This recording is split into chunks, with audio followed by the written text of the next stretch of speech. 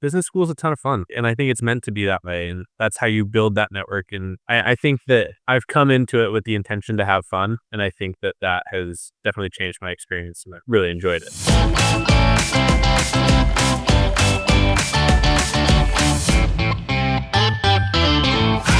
Hello, everybody. Welcome to episode 3 with Alex and Tyler. My name is Drexler. I'm your host, and I'm exceptionally excited to share today's episode with you. Alex and Tyler are the definition of a power couple. They applied to business school together, both got accepted to Kellogg, and they are doing amazing things here. There is never a dull moment with them. They are the most involved people you could ever meet at business school. They are going from thing to thing, never slowing down. It's really fun to hear about their paths, both their background and their plans going forward after business school. This episode is really helpful for anyone considering school with a partner. Alex and Tyler talk about navigating the process of applying together, of choosing where to go to school together, and for anyone, not just couples, they talk about the true value of business school and the value beyond, the monetary returns. So without any further words from me, let's get into this amazing discussion with Alex and Tyler. We have Alex and Tyler here, and so grateful that they would take the time. They are a very, very busy couple, very involved in the Kellogg community, and we are lucky to get to hear from both of you. So thank you so much for being on. Yeah, of course. Happy to be here. Let's dig in to a little bit of backstory. You two are both from California. Yep. So we both grew up in Irvine. You're both cool Californians. Everyone wants to be you. You are here together doing the MBA program. Can you each give a little intro into what you were doing beforehand? Okay, you want to go first? Sure, I can go first. So I started my career in neuroscience and psychology research. So I was using MRI to study serious mental illness, and then pivoted out from academia out into a healthcare technology company called Datavant. They basically do middleware for interoperability for data in healthcare. So essentially, they make sure that data can get from one doctor to the next seamlessly. Did a variety of things for them. I did implementations, chief of staff, and then biz ops and strategy towards that. So that's how I made it here. Yeah, incredible. I was so impressed when I was stalking and seeing just the breadth of experience you had. You were there, what was it, 3 years? Yeah, three and a half. Yeah, and you had a crazy spectrum of experience there. Yeah, I think my goal was ultimately to try everything I could. And the great thing about Datavant is I had some fantastic leaders who really had a talent philosophy around making sure people could rotate roles as much as possible. Granted, that was easy when we were a smaller company. I joined employee 70 about, and so it was pretty easy to move people around. Got harder as we grew, but luckily I got a lot of great opportunities and just decided to say yes to everything, which really kind of helped. I guess it did, because not only were you there in the beginning with 70, but you also, chief of staff, that's awesome. Like, that's something we're all striving to do after B school. It's exciting to see what you've accomplished already. Thank you. Yeah, it was fantastic. Love the leaders I worked with. It was such a cool opportunity. We had just gone through a merger, got to sit on the executive team and basically see what are the decisions they have to make post a merger. And it was a pretty big one too. So it was really interesting to kind of see them puzzle through all the questions we had. Oh, wow. That in and of itself is a very singular opportunity to go through a merger. Yeah, Okay. Yeah, absolutely. Tyler, what about you, man? So I sort of followed the stereotypical finance route. So coming out of school, I studied finance and then did investment banking with the artist formerly known as Credit Suisse. There I was doing mostly financial sponsors work, which is essentially just providing the debt for leverage buyouts of private equity firms. So got to see a lot of different things there. And then, like most investment banking analysts do, didn't really want to stay in investment banking. Got out of there after my 2 years as an analyst and went and did private equity with a firm called Compass Diversified that invests primarily in middle market, sort of consumer outdoor enthusiast brands, as well as some industrial businesses. We were talking about that at the Cubs game. Just like Alex, you're already doing stuff before business school that people go to business school in hopes of achieving afterwards. Like, you already got into PE, you're already doing some awesome middle market deals with a segment that's very appealing, at least to someone like me. Yeah, it was a lot of fun, and we got to see a lot of cool companies. We had some really cool companies in the portfolio as well, like BOA, the dials that go on your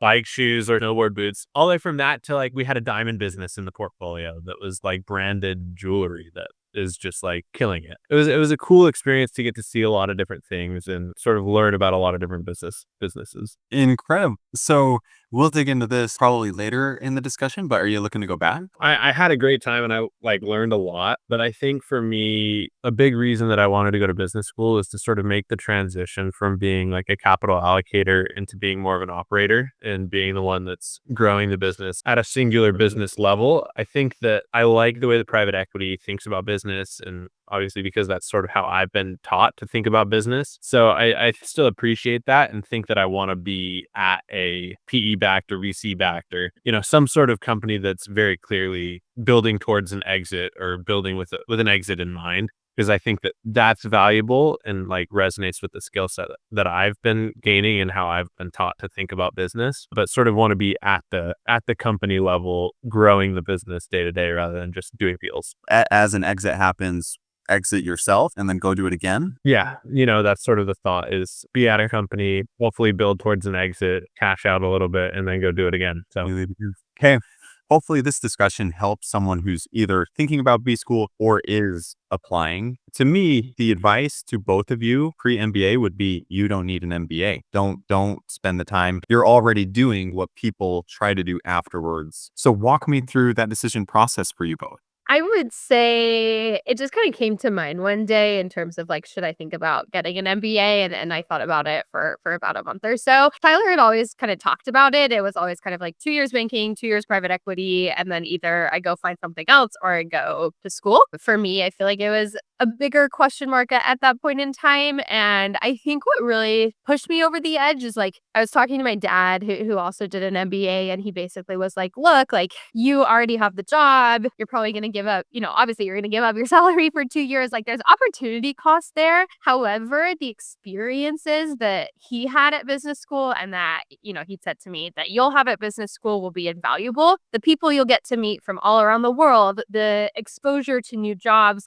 the ability to, travel and do these new things. He was like, you're never going to have that again. And so I think it's really hard to exactly quantify the ROI on an MBA because it is so squishy after. But ultimately, I think we decided that we wanted the experience more than anything else. But I think you've also always wanted to do a post undergrad degree of some sort. When you first got out, the plan was to do a PhD in clinical psychology. No way. Yeah. So I had actually applied for PhD programs coming out of school. Nothing panned out, which looking back was probably a good thing because now that I look back, I'm like, oh, all these doors opened and now I'm here. But yeah, I always kind of wanted to go back to school. It's kind of just what degree would it be? For me, I wanted to do it and I've wanted to do it, but I was never so all in on it at one point to be I'm going to study for the GMAT because that sucks. I know. So I was never committed enough get to that point, but it was always something that was sort of on my mind. Okay. I did have someone say to me at one point, coming from certain backgrounds, the MBA can almost be a bit like a luxury good of, if it's something that you want to do it, and you'll have experiences and things like that will make you say that was worth it. But I think that coming from certain fields, it's hard sometimes to justify it if you're just looking at the numbers. I think this is something that's going to help me grow as an individual and as a person and help me make lifelong friends that I'll stay in touch with that, will grow my network and things like that. But it was a lot less of a numbers driven decision than you might think. I think to add to that, I mean, I think the TLDR is a little bit it's the intangibles at the end of the day, right? I had someone say to me oh, you're guaranteed a 30% salary increase post MBA. And I fundamentally don't believe that. There's absolutely no way, as much as I would love to believe that. I think at the end of the day, it is the friends, it is the experiences, it's all the intangibles. And so if you want to do it, if you think it would be a bonus to your career and you're excited about those intangibles, then it's definitely something to do. Okay, that was a brilliant analysis from both of you, and I have never heard that take on it to where there's this sense that this tendency to always justify it with the numbers. This is how much it's going to cost, and I will make that up, even though it is so fudgy. Sometimes you're I bet I'll make that up, but I've never heard someone just own it as much as you two. It's no, these are, Tyler, luxury good, an incredible, honest way to approach the experience. I also feel because of that approach, to me, business school is also the last hurrah before adulthood. There's a chance I'll still move around and things like that, but it feels like still early career. Yeah. I will develop myself and further my career definitely by being here. But it's also, I mean, like business school is a ton of fun. And I think it's meant to be that way. And that's how you build that network. And I think that I've come into it with the intention to have fun. And I think that that has definitely changed my experience. And I really enjoyed it. Okay, so part of me wants to just keep following this thread and just ask you guys about how it is going currently, but another part of me really wants to hear about how you two applied as a couple. We'll return to how it is because I have some specific questions that I want to hear your responses. As far as applying, can you both walk me through how that went as a couple? Do you want me to start? Sure. I kicked off studying I took the GRE because I had taken it before and just wanted to get a slightly higher score. When did you took it before, like on a whim? No, I took it because I was applying to those PhD programs. So I had taken it let's see, it would have been 3 years prior, maybe 4 years prior.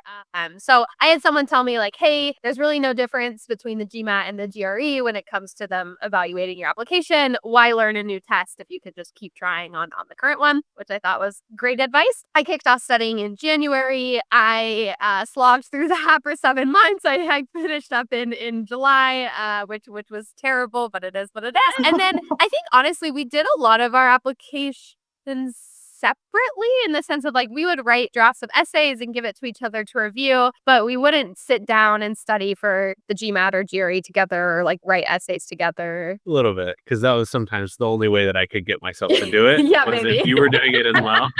I guess that's true. So very rarely did we do it together. But we had decided on the schools we were applying to together. So we just applied to the same 4 schools. We have friends here actually where one person applied in round 1, saw where they got in, and then the second person applied in round 2. That's another strategy that you can employ. Both of us just went for round 1 and saw what happened. But yeah, I would say generally kind of tried to help each other out, but did it pretty separately at the end of the day as well. Yeah, I think that's fair. I think we also tried to think through where we would want to go. And really that's sort of what we did was round 1. We really just, I think we both just applied to 4 schools, and it was the 4 schools that like we'd be excited to go there for sure. But in the back of our mind, it was always, okay, well, there's always round 2. There were other schools. So like Harvard and MIT, we applied to Harvard in round 1, knowing that MIT was an option to apply to in round 2. Wow. Right. So that we could sort of operate on that level if that's what we ended up wanting to do. Same with like Kellogg, Booth. Yeah. Some of these that were in the same city, we kind of We were going to apply to Booth, but then we got tired of writing essays. So we're like, okay, we could do that too if we need to, you know? So that was sort of like the approach that we took is I think that if people are applying as a couple, like Chicago and Boston are both like great options in the sense that you have the opportunity to go to different schools, but still live together. Okay, I see what you're saying. Yeah. Both of us took long distance off the table pretty early. quickly, yeah. Because of that, I think Harvard, MIT, Kellogg, Booth, things like that, Berkeley, GSB, like it's nice to think about pairs that you could potentially make it work. We traveled around to a lot of the schools during the summer. We didn't see all of them, but we did realize like in a lot of these cities, they are decently close. So I think that kind of solidified like, oh, the distance between Kellogg and Booth, like while material is still doable, right? It's like you can get on a train and make it to either one within an hour. So I think that kind of helped solidify that it was like feasible. An incredible power couple. And I love that it was still singular. That's actually part of what I'm really excited to chat about your experience now is you're both here. You both got in, which is like just the biggest brush over. Like, how did you both manage to get into these intense programs, these competitive programs? It's a vulnerable chance to take almost. Like you have to be so sure in each other. And I admire that you both were that way and still are. Fast forwarding then and skipping over the whole intense rigor of getting into B school, you decided where to go. That's all just blowing past it. How are you two making B school individuals still? Yeah, it's a great question. And actually going back to what you said previously about the anxiety of applying together, I don't want to discount the anxiety we felt as we applied of like what happens if someone gets in here, someone gets in there. Yeah. I distinctly remember like Tyler took the GMAT before I had finished taking the GRE, did fantastic. And I was like, oh, shoot, I really need to put my act together. And I didn't start studying until she had gotten a practice test that was like in the range, and she sort of wanted it. And I was like, oh crap, now I'm gonna be the one that's left behind. So like, if you're going through this process together, like I don't want to discount that it is very anxiety inducing of you're like, well, I don't want to be the reason that XYZ happens. I would just advise you to try not to go down that rabbit hole until it like actually becomes a decision. But yes, just wanted to mention that. and then when it is a decision, it still sucks. But at least it hasn't ruined your life for the previous like 2 months, as well as the 3 weeks that you have to decide. I was going to say, it's like classic anxiety, like could happen, but try not to worry about it until it does. To answer your actual question, making B-School an individual experience, I think it's something that has been really interesting as we've gotten started. So Kellogg put us in separate sections, which essentially is a section is 70 people where you take all your core classes together. You meet together every so often. You kind of become a core group of individuals. I really liked that they separated us just because it gave us a set of 70 friends on either side that we could introduce each other with. It also meant that we weren't in all of the exact same classes. We had a pretty opposite schedule last quarter, which I found really nice. We could balance kind of who was going to take out the dog in the morning, which is a very common question, and make separate friends, which I appreciated. I also think to a certain degree, we've gotten comfortable with saying like, hey, you want to go to this event tonight or you want to go to this party tonight. I don't, and that's okay. I think earlier on in our marriage, I would have felt like, oh, I need to go because he's going. And now it's like, well, I'm tired. I want to lay on the couch. And like, that's okay. So I think some level of differentiation, if you're doing the program with a partner, is super helpful. Yeah, I don't know that we were even necessarily particularly intentional about it. I think it sort of just happened. Yeah. And it's been really good. Sorry, what sort of happened? Just it becoming such an individual experience? Yeah, I think just due to the nature that we're taking different classes, have slightly different interests, and that we got put in different sections and things like that, we sort of have just run in different but the same crowds. And I think that's something that I really appreciated about like Kellogg is it's not weird to have people over for dinner. And like that small setting is like something that I've really appreciated because it's a way that we've been able to sort of meld our circles together and sort of find different people. Great. How many nights a week are at least one of you doing something? Probably 2 or 3 at this point in time, maybe a little bit less. More. We can't keep track. I will say, beginning of fall quarter, way too much, was every single night, burnt out so fast, could not keep up. I'd say like you probably have 2-ish things a week, and I probably have 1 or 2 things a week. And sometimes they overlap, sometimes they don't. So how are you spending your time? It's a good question. I feel like it changes week to week. I would actually say something I was pretty surprised about was that classes didn't take up as much time as I thought they would. I think coming from undergrad, it was like you went to class for 20 hours a week and then you did 20 hours a week of homework, and that's just not how it is at business school. Your course load is a lot lighter and your homework load, I would say, is a lot lighter than undergrad, which I think is A, intentional, and B, really nice because it does allow you to spend your time doing other things. So I would say time right now is split between coursework. Clubs, got involved with the healthcare club, the entrepreneurship and venture capital club, which has been super, super fun. So any activities and work going on there. And then the third and big bucket is just like general recruiting. For both of us right now, we're doing what's called unstructured recruiting, where it's not super formal. It's kind of network with folks, have coffee chats, try and, feel out companies you'd be interested in working at. So right now, just trying to reach out to folks and figure out kind of what we want to do this summer. So I think those are the 3 biggest things. And then obviously like your social events, but we already talked about this. I would agree. It sort of just varies a little bit on week by week and sort of how much social, how much school, how much club stuff. But I think those are all the main buckets for sure. Okay. With each of your individual backgrounds and then your individual future goals, how is recruiting going? So I'm really just starting to start now. This summer, I'm trying to go to a smaller sort of health tech, med tech sort of company. And with that, they won't really know their needs a little bit more just in time anyways. So then trying to sort of understand the landscape of what sort of companies I'm interested in and things like that. Double clicking on that a little bit. So to not be, resting on your haunches a little bit, are you still making a conscious effort to go and be talking to founders, or I think for me, a lot of the initial work of like last quarter and like the start of this quarter has been, I want to transition into healthcare and I don't have a ton of healthcare background. So for me, it's been a lot of let me learn everything I can about healthcare so that I don't sound like an idiot when I do reach out to people.